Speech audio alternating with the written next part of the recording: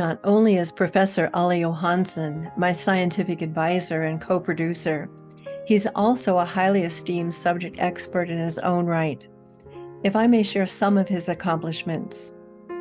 Ole Johansson, PhD, Professor of Basic and Applied Neuroscience, retired but still active from the Karolinska Institute and the Royal Institute of Technology, Stockholm, Sweden, which are famous for their associations with the Nobel Prizes in physiology or medicine, chemistry, and physics, respectively. He has a long background in the neurosciences and has co-authored, together with his supervisor assistant professor Thomas Hochfeld and many others, including Nobel laureates, up to the presentation of its doctoral thesis, 143 original papers, reviews, book chapters, and conference abstracts, a publication record hard to beat.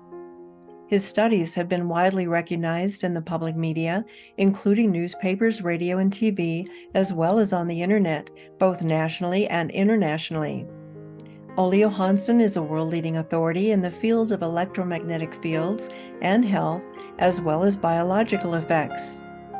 Among many achievements, he coined the term screen dermatitis, which later on was developed into the functional impairment electrohypersensitivity, which recognition mainly is due to his work.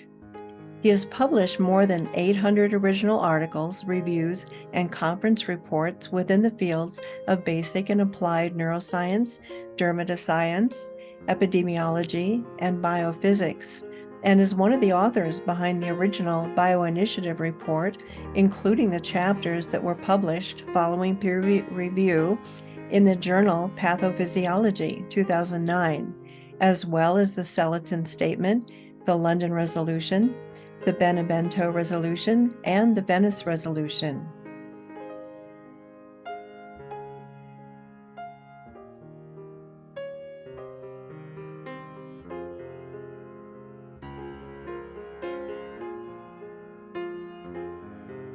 With this documentary project, we have not been naive.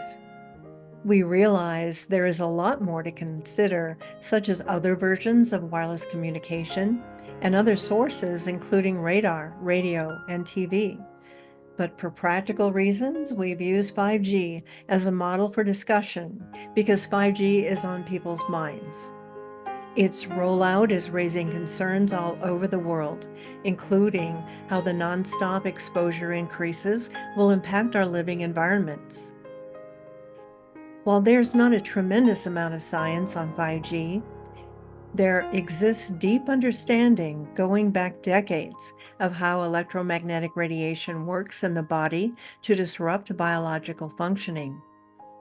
Importantly, 5G will be yet another wireless technology based on completely new concepts of beamforming, with the small cells focusing the transmission in a particular direction towards mobile devices. These include cell phones, laptops, autonomous cars, IoT or Internet of Things nodes, industrial or military robots. There will be added impacts from network slicing, MIMO, multiple input, multiple output technology, network efficiency, and energy saving, but using progressively higher and higher frequencies, thus increasing the potential for biological disruption. Therefore, much of the content contained in this film are not just hypotheses and theories, but also facts grounded in decades of knowledge and earlier scientific understanding about how electromagnetic fields interact with our biology and with other living systems. We invite you to arrive at your own conclusions. We would love to see that the experts are actually wrong and that early concerns about this nascent technology were overblown. But now is the time, before 5G technology becomes pervasive, that societal leaders and citizens must strive to understand what is emerging before us. Now is the time to determine if this is the future we want, saturating our environment with electromagnetic fields and wireless devices, and their infrastructure with the many forms of risk. We seek to put the facts on the table for your consideration. Please share your comments, questions, suggested corrections, and learn more at our website, www.5gfriendorfoe.com. Thank you. 5G has officially made it to the buzzword status and is now in the news worldwide, in some countries more than others. But what's the rational truth about 5G?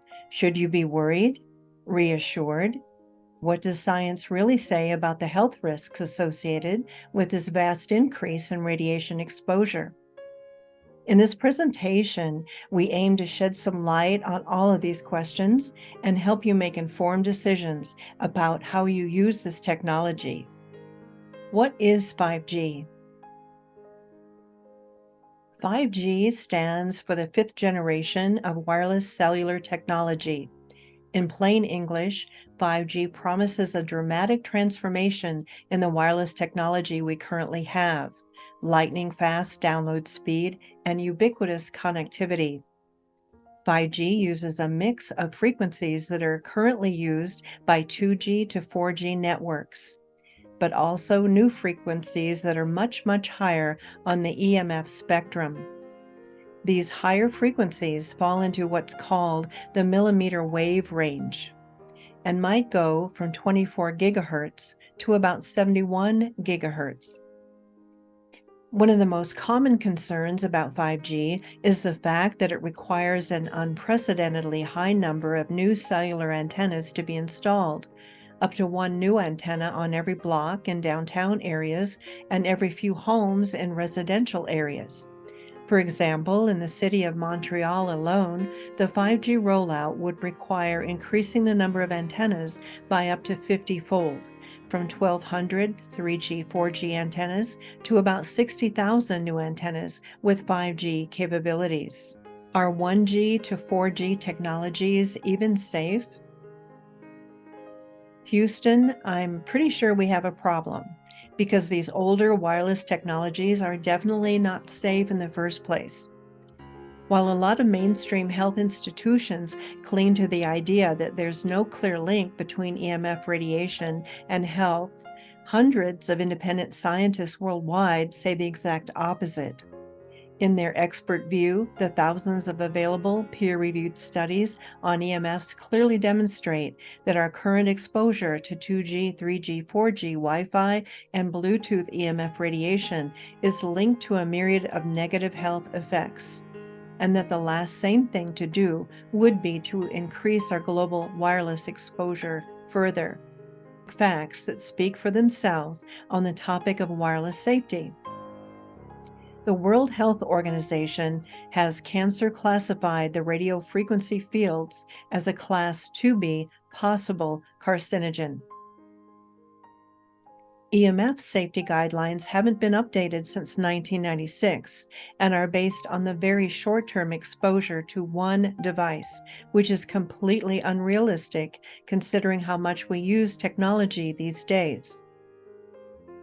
The link between EMFs and reduced fertility in men is very strong. That's why top fertility researchers at the Cleveland Clinic tell men to avoid keeping their phones in their pocket. Regardless of that fact, 67% of all Canadian adults do it every day. Growing children's brains are especially at risk, since their head absorbs twice the radiation compared to adults. This is especially concerning since a 2014 survey by the American Academy for Pediatrics found that up to 75% of 4-year-old children in certain neighborhoods possess their own cell phone. Since our bogus and outdated EMF safety guidelines do not protect adults, how can we expect them to protect children? What does science say about 5G?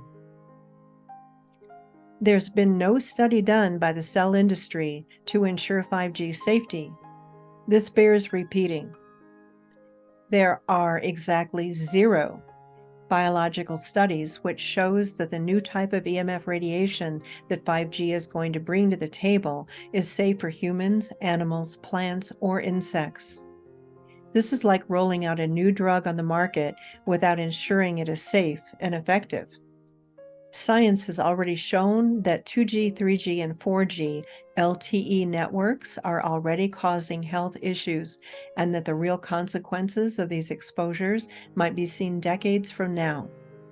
You don't have to answer because this is purely rhetorical. Do you think that 5G will be any different, and that adding it to the mix of electrosmog we're bathed with is really smart? What we do know about 5G is that the higher frequency millimeter waves that will be used widely within a few years' time are not safe. Researcher Dr. Cindy Russell has reviewed the available science on millimeter waves in 2018 and concluded that the addition of this added high-frequency 5G radiation to an already complex mix of lower frequencies will contribute to a negative public health outcome, both from physical and mental health perspectives. A lot of people who talk about the problems with 5G often focus on the high-frequency millimeter waves that the technology will use. But as top engineer and close collaborator Paul Wachowski weighs in, millimeter waves are just the tip of the iceberg. In reality, the main problem with 5G and with 6G, 7G, and how many more Gs they'll come up with in future decades is how artificial the new signals are. In plain English, what will likely make 5G much more harmful to our biology than previous technologies is that the EMF signals it emits will be much more chaotic. For the non-geeks out there, this simply means that the more engineers tamper with an EMF signal to improve its speed and fidelity, the more chaotic and foreign it becomes to our body. This has been confirmed numerous times by researchers such as Blackman, Papadopoulos, Carlo, and Johansson. The bottom line to this entire EMF debate is this. In a world where the health impacts of 2G to 4G technologies are just emerging, isn't it irresponsible to add 5G to the mix instead of actively reducing our global exposure to this electrosmog? This is why very credible organizations, such as the Swiss Federation of Doctors 15, are taking a firm stand against the 5G rollout. As a short introduction to this documentary about 5G, nearly 50 years ago in 1977, I got interested in questions about possible adverse health and biological effects of artificial electromagnetic fields and signals. And for many years, I stood pretty alone on many barricades. So, Christine, tell me, what was the reason you decided to engage in this particular area and project? Great question, Ali, and it's my pleasure to partner with you on this project. Let's see if I can do my best to answer your great question. That I will have to say that several years ago, maybe 8 years or so ago, I was invited to join a group who was doing a follow-up project on raising awareness about so-called smart meters, the digital electronic meters.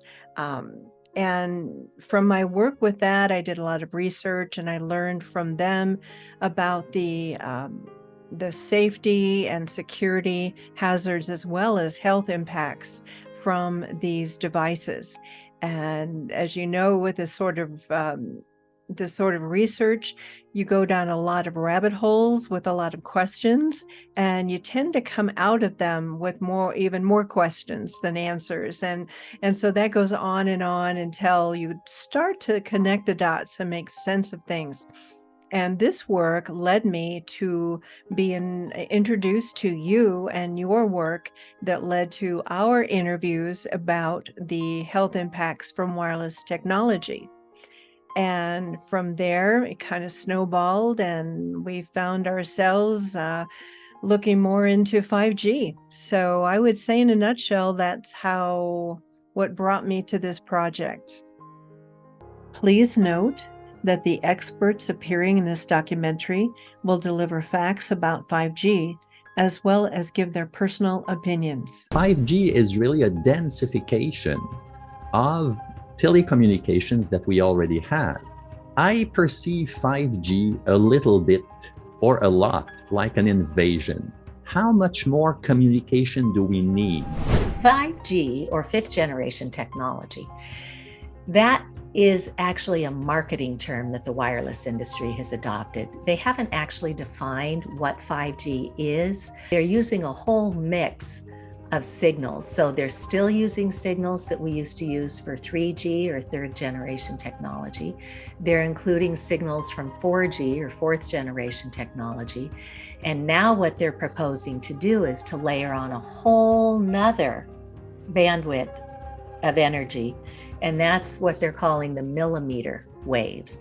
So right now they pretty much maxed out profitability on what they can make using the longer waves. And it's those longer waves that are able to come inside of our buildings and reach your cell phone or reach your wearable or reach your baby monitor, or, whatever you're connecting to. 5G is just, it's just a big step up in exposure, as far as I'm concerned, from what we're currently being exposed to now. It's worse in the sense that 5G is not just a technology, but it's an infrastructure for the Internet of Things. For me, it looks like one of the big building blocks for this digital dictatorship that's global, that's taking place, and that's become pretty frightening, especially since around 2020.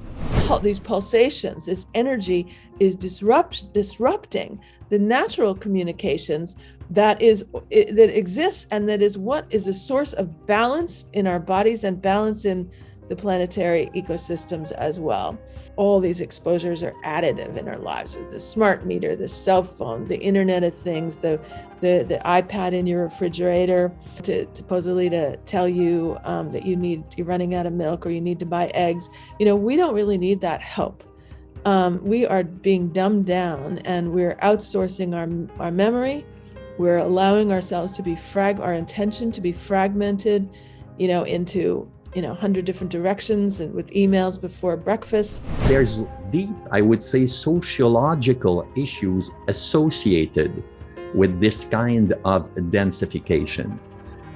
As they say, if Nixon could talk to astronauts on the moon in 1976, why do we now need, a tower every fifth or third house? What is happening here? What does all this mean? It's interesting that institutes like the CEAT, the Center for Energy Efficient Telecommunications out of Melbourne, Australia, says that the power required, the electrical power required to run antennas increased 460% between 2012 and 2015, and it's going up. So there's an insatiable demand for more data. We have coverage everywhere, but what we need is more delivery points, more gas pumps, more dispensing locations, and that means more antennas up and down the street. Now they're saying, okay, we've maxed out the profitability on those big long waves. All that's left are these crummy little millimeter waves. So the industry's spinning it up that we will have faster speeds, entertainment downloads that'll come in lickety split. We'll have super highways and smart cities. But the catch is these little millimeter waves can't go very far, nor can they go through objects like buildings or leaves or snow, as well as these bigger wavelengths can. So in order for 5G to fly, they're proposing that they add on this whole new layer of electrosmog. And they still need those big cell towers and the big antennas that have encroached closer and closer to where we live and learn and play and recreate. But now they want to add on all these 5G small cell antennas, and they are literally putting them up at the curb right outside our homes. American College Health Association did a survey just a few years ago, 62,000 students at 92 schools, something like that. And they showed that 40% of college students today are depressed. And over 60% of college students today have had such incidences of anxiety over the past 12 months that they couldn't function. The industry has been, I would say, broadcasting false notions, misinformation, sometimes outright lies about what this agent can do. But it's got a downside. When it hits your eye, it's going to deposit all the energy right on your cornea. 5G is very dangerous because it brings everything very close to where we are. And this is going to be pulsing. So you're going to have those 4G and 3G waves still out there constantly saying, here I am, where are you? Here I am, where are you? And they're going to be pulsing out radiation like a pebble in a pond, going out in all directions, trying to find something to connect with. And I think that the first notion is a sophism. It's completely irrelevant to the problem at hand. As my former colleague from the New Hampshire Committee on the Assessment of 5G, Dr. Woods, used to say, ionization is not germane to this problem because the body is already ionized. And so this is misdirection. This is a red herring that is used to, I would say, to influence the public. The issue about the intensity of the fields is equally inapplicable. Should we have a moratorium? Yeah, but these telecoms are sitting on such a huge pile of money that they can throw wads of money at all the politicians. And, you know, they've got a real nose for money, just like a bird dog.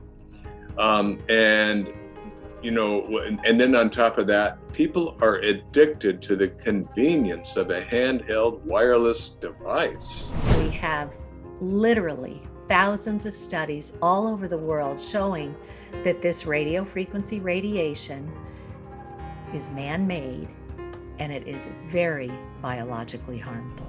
Technologists that are dreaming of this fantasy of interconnected everything and the merging of man and machine, and that's kind of I think mental illness. Most parents are modeling unsafe behavior to the children. 5G is not good for our communities, it's not good for our planet, it's not good for our atmosphere now that they're launching satellites by the thousands up where we never had this interruption into our planet's electrical circuitry before, like what we're doing to the planet right now with all these thousands of satellites going up for 5G and the Internet of Things. There's only so much exposure that humans can take before there is some type of health effect.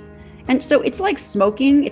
Not everyone will be affected by lifelong exposure to microwaves. You'll get some people, just like smoking, that they can smoke 3 packs a day for 60 years and live to be 90 and they'll be fine. And so it's the same way with EMF. Some people can be exposed to it for many, many decades, to radar, to cordless phones, whatever, and they can be okay. But with the growing intensity of the exposure, it just seems that more and more people are becoming sensitized and presenting with this awareness between the exposure and certain symptoms. So it's definitely becoming more prevalent. Before we even start thinking about 5G, we need to think about the context that it's being rolled out or being rolled into. That even before 5G comes out in certain areas, our children, our pets are all being exposed to microwave radiation from many, many, many different sources. Some of these sources come from outside of our home, like cell towers. And many of the sources come from inside our own homes, from products that we've been sort of convinced that we need to have as part of our lives, like smart speakers or cordless phones or Wi-Fi or things like that. And so as we increase the number of frequencies and the different variety of frequencies that we are exposed to, We know that this is harmful to health. 5G on Earth and in space is affecting the dark night skies that the astronomers need to do their work. So between that and then the use of the 5G with the supersonic missiles, there's just a whole bunch of very concerning things about it that are pretty dangerous, to say the least. And there are some people from within the industry who are being outspoken about the unintended consequences of technology and warning about, about the risks of AI, AI in a very advanced AI they call superhuman AI. This is going to, potentially get out of hand through the machine learning, and then eventually the machines are running the show and not us. According to Elon Musk, that is where it's headed.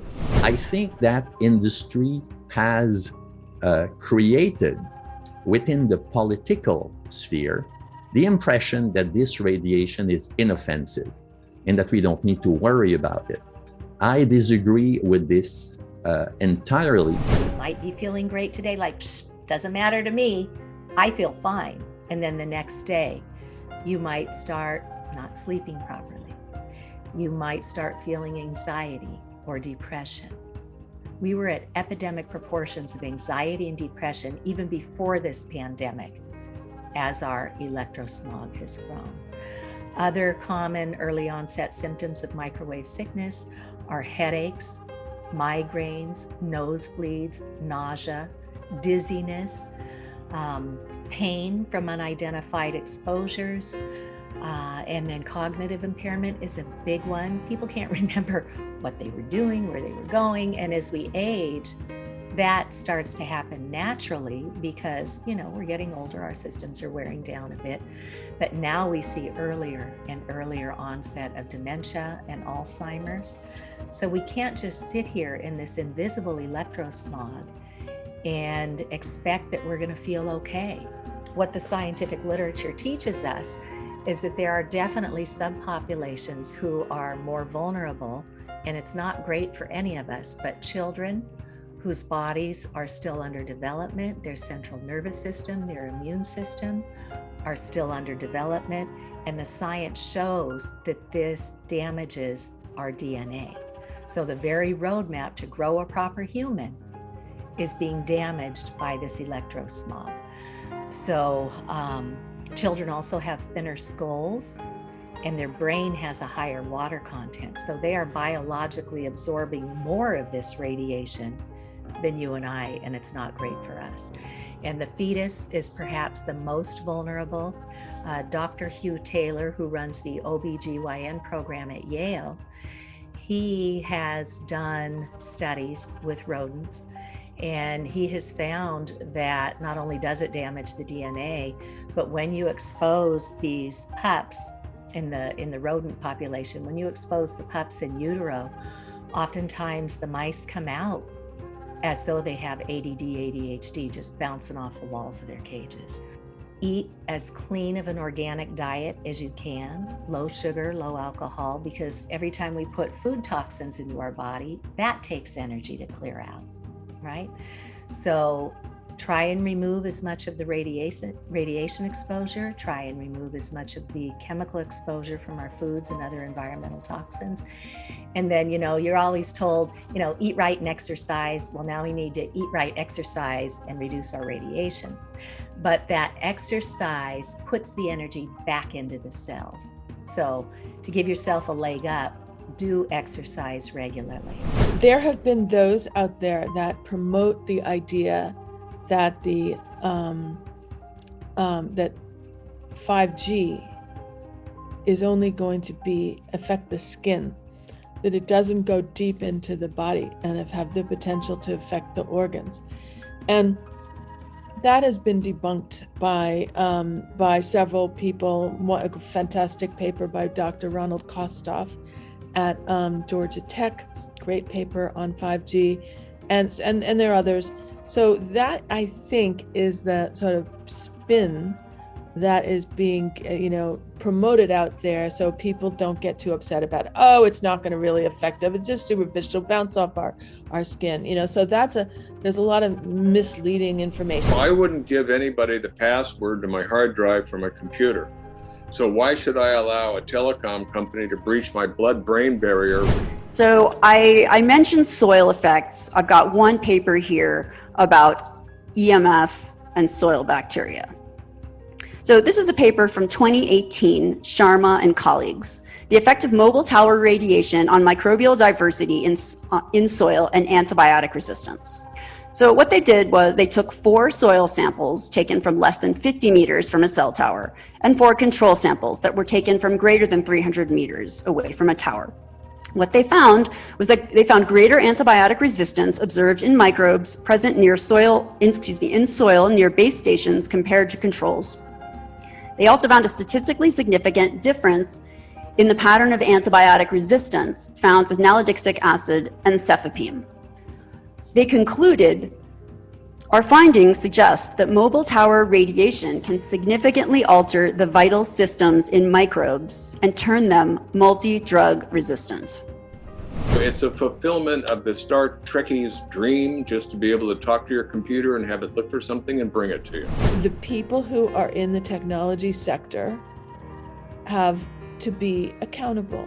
They have to be responsible for the societal impacts of the choices that they're making for our world. And so we need some checks and balances. We need to move back toward wholeness. We're talking about removing the exposure. And quite often when I turn off the Wi-Fi, I just go and plug it out of the wall. They go, oh, wow, the pressure in my head just stopped. I can't tell you how many people whose homes I've gone into had terrible sleep problems, have for years. And we show them the levels of the radiation, and I ask them to turn it off overnight, and they have their best night's sleep in 7 or 10 years, and this solved their problem. We need education. Education. And more people are starting to wake up and are considering this a health freedom issue. Our freedom to have sovereignty over our bodies, and to not be forced to have to either eat something or take a drug or whatever, or be exposed to wireless radiation when it's dysregulating. I wait for people that actually, they feel pain, they want to pay for professional help. We go out there, detect, measure, assign a risk level, then propose a solution. And those start with remove, replace it with something less toxic, create distance. There is a safe distance for even firecrackers, hand grenades, and nuclear bombs. Remove, replace, create distance, reduce usage. That's a simple thing, reduce usage. And then filtering or shielding, that's possible. It's expensive. It can cost a lot of money to filter and shield a house.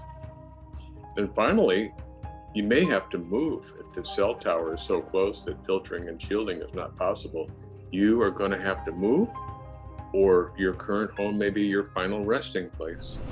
We need to take a step backward, do our gap analysis, assess where we have radiation exposures, and then one by one start addressing them. When important societal changes happen, they come through 3 channels. 1, the public becomes aware and they start speaking up, which is what we hope to activate during this wonderful program.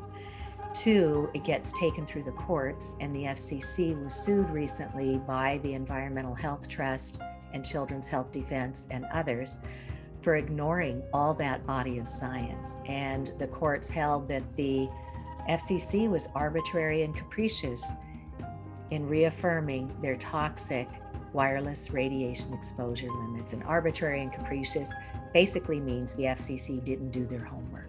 They just said, because we said so, that's why we're allowing this much radiation.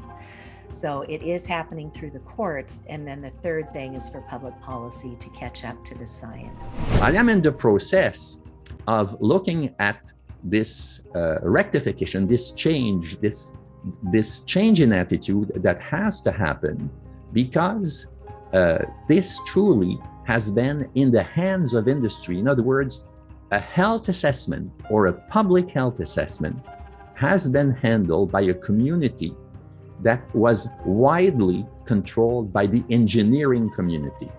The engineering community is immensely useful in that it deploys things that are very important to us. Unfortunately, the engineering community tends to be insensitive to the fact that their users not only have wallets, but also bodies. And unwittingly, they are subjecting their own families to the consequences of this radiation. So there has to be an acknowledgement by industry of the real situation. And unfortunately, what this means is they would have to change their ways and their methods to a substantial degree in order to avoid the impacts on health of wireless and of telecommunications. Find a way to avoid the use of a cell phone. Okay, you need a proper meter. You need to take readings wherever you are, because you don't want to wait until you're symptomatic, because you may never return to the way you were. So you need a meter to measure where you are at all times. I know the science is not exaggerating because I've lived it. And, once you've lived something in your own body, no one can come and convince you otherwise. It's just if you stuck your hand in a fire and burned it and somebody said, no, you didn't, the fire doesn't harm you. They could give you a 300-page thesis. There's no way you're going to believe them. So that's the situation. And, it's back to the old age-old saying that power corrupts and absolute power corrupts absolutely. But it's just completely misleading to suggest that, it's only the millimeter waves coming in the future that are the problem. The low band 5G, just like the 4G, and before that, the 3G is of great importance, and it will affect our biology as well. So one has to look out for the tricks and the lies and the spin and on an issue like this. We need to start measuring how much radiation are people being exposed to. And before we roll out 5G, and this means there are 4 kinds of electromagnetic fields that we know are harmful to human health. So radiofrequency radiation, magnetic fields, dirty electricity, and electric fields, okay? Our exposure, any given person, and all humans are affected by EMFs. Our given exposure has nothing to do with the research that my colleagues are going to cite with the National Toxicology Program. That is an assessment of the risk of one cell phone in the near field, okay? What is our exposure in a day? It's not one cell phone. It's cell phones, it's multiple wireless networks, it's smart meters, it's cell towers. It's this sandwich, and it all adds up. And this is a serious problem for occupational health, public safety, and personal safety. And I feel that it's irresponsible to be even talking about the Internet of Things and rolling out a new untested technology when we're not even measuring what are our current exposures from the current networks. So, Ollie, if I may put you on the spot, what would you say is your immediate reaction after having reviewed and viewed the interviews? Well, I would say there are so very many reactions, and I will come back to them. First, I would like to say to all your viewers that we could only, as stated before, cover one version of sources of artificial electromagnetic fields, namely 5G or the 5th generation of mobile telephony. And also we have a lot more recorded material with the experts, and we could easily have made several 2-hour-long movies, but we had to be shorter than that. And also we were unable to get any detailed information about, for instance, the military use of 5G, as well as about the impact of 5G from satellites, especially its effects on the atmosphere and on the weather.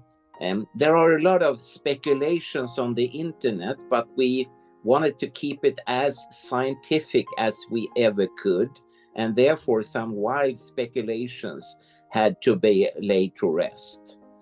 What really strikes me is that, I mean, being a medical scientist, I thought that the experts would only talk about different medical issues, and they don't. And I would summarize that it's obvious that the 5G, as well as 4D, 3D, and so on, is very much about greed and very little about human need. And also it's sold to everyone as being safe, in spite of the fact that, for instance, the manufacturers, the operators, the insurance and the reinsurance companies all have abandoned ship, many of them more than 20, 25 years ago. So the consumers are given gadgets under the headline safe, but the manufacturers, insurance companies and so on, they don't believe in that themselves. And the greed aspects is interesting because, you know, I'm from Sweden and we have a very famous group here, ABBA. And ABBA, they were singing about money, money, money makes it funny in the rich man's world. And that's very obvious that a lot of the rollout is about people gaining a lot of dollars. Also, there is, and I would call it fear pornography. Different systems are sold to countries under headlines such as, if you don't jump onto this train, then you will be left behind forever, which is not true at all.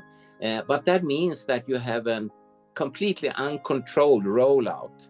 And as you said before in the introduction, we talked about Richard Blumenthal, the American senator, pointing to that there are no safety studies being published, and all the different players are not leaning against any such. Instead, they have abandoned ship.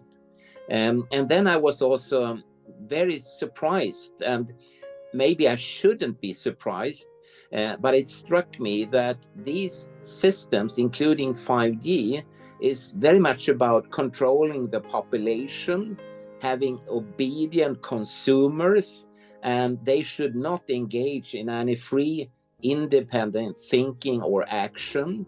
And we heard the different experts talk about, for instance, the Internet of Things, the Internet of Bodies, artificial intelligence, data harvesting from us as citizens, surveillance, control, digital central bank currency and money transfers, social credit scores, which we have seen a lot from, for instance, China, advanced CCTV, spying, etc.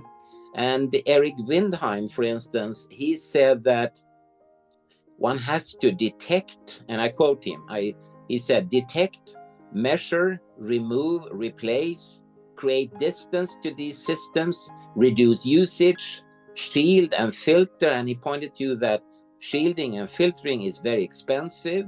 And even for people with the functional impairment, electrohypersensitivity, they are forced to move to another place, which is completely a violation of the United Nations Special Human Rights Act for people with functional disabilities. And my question, and that's maybe sort of the core reaction, would be, but why? Why must I, as a citizen and consumer, start to protect myself against gadgets that are sold as being safe?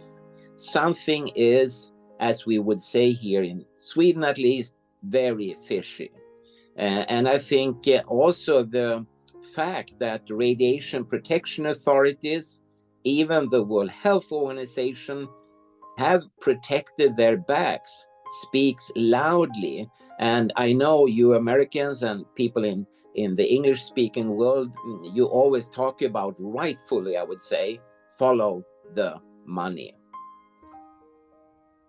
Excellent points. And if I may just tag a little bit to that, that with these corporations wanting to roll out the products for the money, they have as side partners, co-conspirators, if you will, media, social media, and media promoting the latest and greatest, and they make it sexy and exciting for especially to the children. And you know that they've got this addictive, there's addiction going on there, and that's been proven. And you know, if you don't have the latest phone, then you're not going to be one of the cool kids. And they, as you know, more than anyone, that they are so much more impacted being younger for many reasons by this cumulative radiation. And so I'm very concerned about that as well. So yeah, thank you. And don't get me wrong, I mean, there is an enormous wealth of scientific literature when it comes to both health as well as biological effects. But most of those studies have been done on 4, 3, 2, 1G and on other types of electromagnetic field emitting systems like power lines, Wi-Fi, and so on.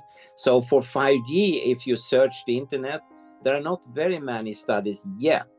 And I'm just afraid that the saying that you have a late lesson from an early warning would turn in the future to a too late lesson from an early warning.